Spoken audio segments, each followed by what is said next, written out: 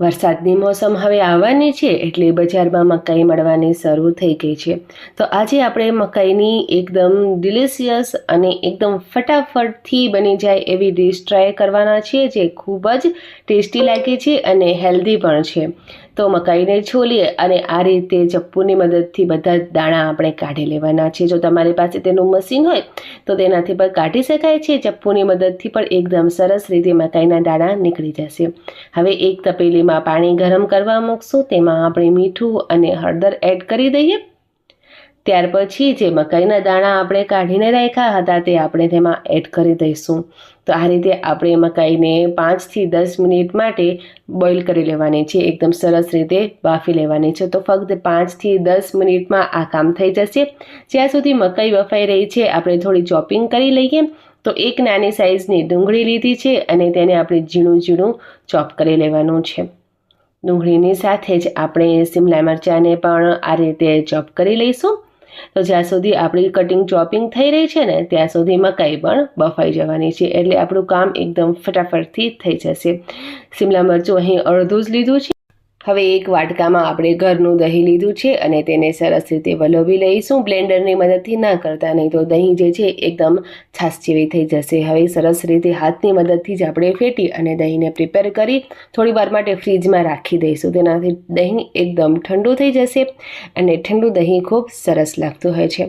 હવે અહીં જે મકાઈના દાણા આપણે બાફવા મૂક્યા હતા ને એ થઈ ગયા છે. તમે જોઈ શકો છો 10 મિનિટ લાગી અને તેમાં આપણું બીજું સાઈડનું કામ થઈ ગયું અને દાણા પણ સરસ રીતે બફાઈ ગયા છે. તો હવે આપણે શું કરવાનું, એક પેન લેવાની અને તેમાં આપણે માખણ ગરમ કરવાનું છે. માખણની જગ્યાએ તમે ઘી પણ કરી શકો છો. ગરમ માખણથી ટેસ્ટ વધારે સરસ લાગતું હોય છે. હવે જે આપણે ચોપ કરેલી ડુંગળી અને કેપ્સિકમ હતા ને તેમાં એડ કરી દેવાના અને આપણે તેને સાંતળી લઈશું ફક્ત 2 થી 3 મિનિટ માટે જ. હલકું એવું ક્રંચ પણ તેનું જળવાઈ રહે તેનું ખ્યાલ રાખશું. વધારે આપણે તેને કૂક નથી કરવાનું.